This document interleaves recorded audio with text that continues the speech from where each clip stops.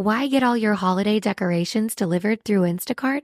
Because maybe you only bought 2 wreaths, but you have 12 windows. Or maybe your toddler got very eager with the advent calendar. Or maybe the inflatable snowman didn't make it through the snowstorm. Or maybe the twinkle lights aren't twinkling.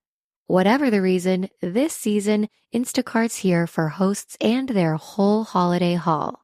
Get decorations from the Home Depot, CVS, and more through Instacart and enjoy free delivery on your first 3 orders. Service fees and terms apply.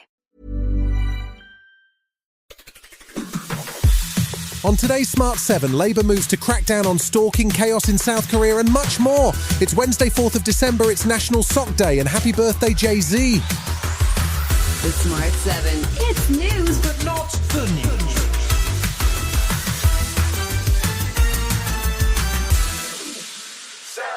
US President Joe Biden has approved another tranche of military aid for Ukraine. The latest batch, worth over $700 million, includes more anti-personnel mines, missiles and artillery shells. Biden is trying to get as much as possible of the $7 billion of aid allocated to Ukraine by Congress, delivered before Donald Trump takes over. NATO members met in Brussels on Tuesday, but despite Ukraine's urging, it's unlikely there will be any membership offer for Ukraine soon. NATO Secretary General Mark Rutte says that he's aware of how difficult the situation on the ground is. Ukraine is entering another crucial winter, and Russia's aggression shows no sign of abating. Putin is ramping up his rhetoric and reckless actions. Putin is not interested in peace. Estonian Minister of Foreign Affairs Margus Tsahkna, who was also in Brussels, says whether or not there is a membership application, NATO members must be consistent in their support for Zelensky. Ukraine is fighting heavily. Bad thing is that Putin has not changed the goals. The goal is to destroy Ukraine.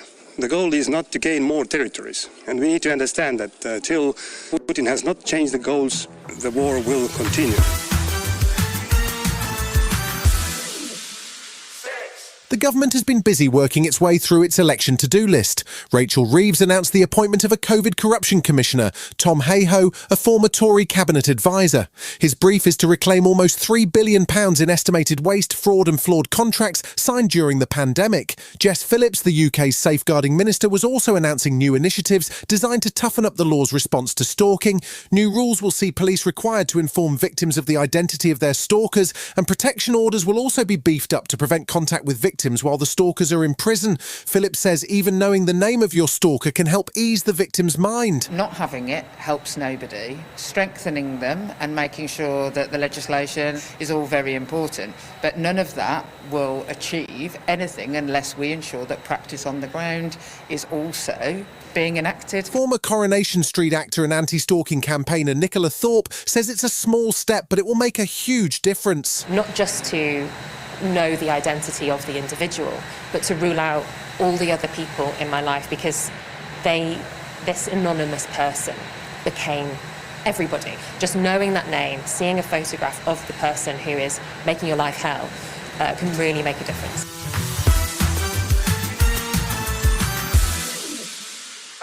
South Korea became the latest country to find its government in chaos on Tuesday. President Yoon Suk-yeol declared emergency martial law, accusing the parliamentary opposition of paralysing his government and siding with North Korea. The president has been struggling with low approval ratings after a series of scandals and a parliament controlled by the opposition, but his move on Tuesday took allies and the nation by surprise. He reluctantly agreed to lift the ruling hours later as protesters began to gather outside parliament and lawmakers voted against the move. South Korean opposition leader Lee Jae-myung said that the president should resign or face impeachment. President Yoon Suk-yeol betrayed the people. His illegal emergency declaration is invalid. From this moment on, Yoon Suk-yeol is not the president of the Republic of Korea.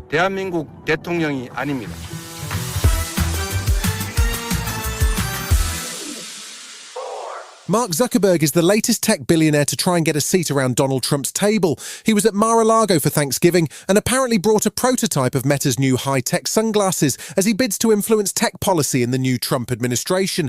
Donald has been busy handing out jobs to billionaires, and he heads to France on Saturday to be a guest of Emmanuel Macron at the reopening of the Notre Dame Cathedral. Meanwhile, UK Prime Minister Keir Starmer, in a speech at the Lord Mayor's banquet, was politely but firmly pushing back on suggestions that he would have to choose between a relationship with the US under Trump or Britain's European allies. Our relationship with the United States has been the cornerstone of our security and our prosperity for over a century, and we will never turn away from that.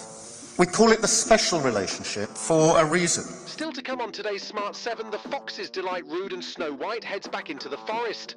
Right after this. Why get all your holiday decorations delivered through Instacart? Because maybe you only bought 2 wreaths, but you have 12 windows. Or maybe your toddler got very eager with the advent calendar. Or maybe the inflatable snowman didn't make it through the snowstorm. Or maybe the twinkle lights aren't twinkling.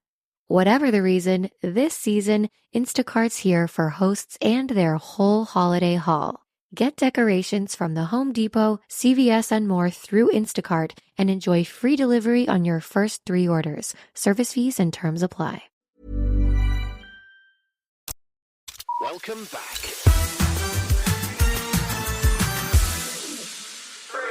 It's a busy Premier League week with 2 games on Tuesday before a packed schedule on Wednesday. Tuesday night saw Ipswich welcome Crystal Palace, while new Leicester manager Ruud van Nistlerooy was in the dugout for West Ham's visit. Palace won their game 1-0, and it was a good first night for Ruud as Leicester held off a late West Ham comeback to win 3-1.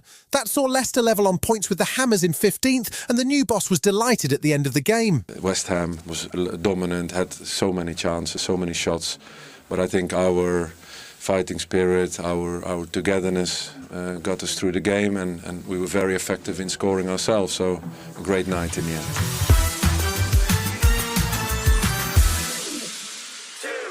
Early reviews for Disney's Moana 2 have been solid, but many fans have complained the music is just not as good.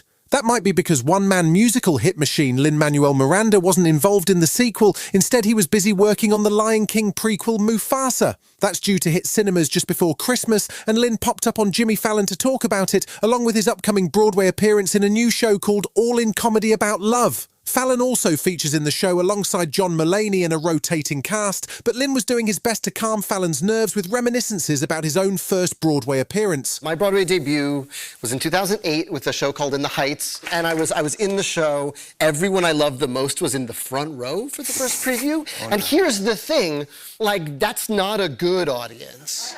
They're so scared for you that instead of like, yay, this is a great show, it's like, have you ever seen like a professional tennis player's parent?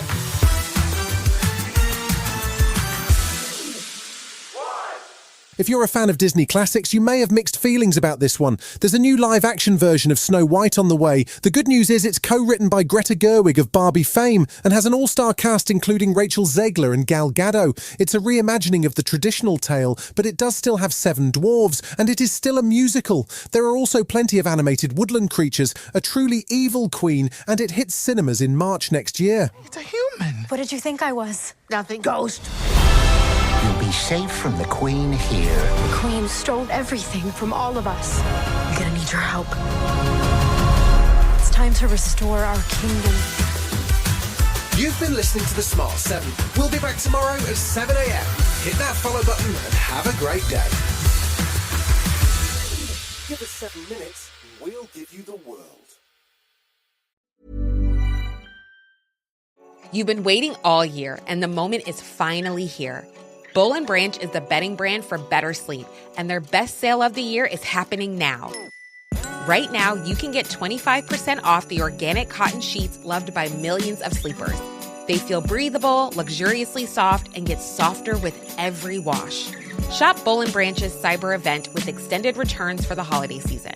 Hurry to bollandbranch.com and use code BUTTERY for 25% off everything. Limited time only. Exclusions apply. See site for details.